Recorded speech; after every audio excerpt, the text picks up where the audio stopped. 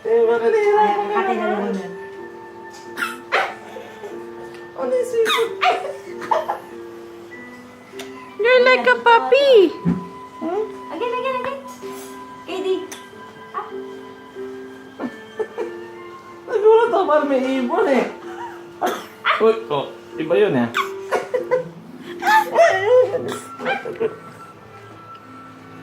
Papapansin ka lang eh. Focus pala babalikan si doktor. Ang galing, nakakuha siya ng attention sa lahat ha. Makasikat ka ha.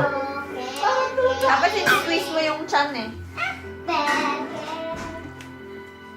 Tandaan na.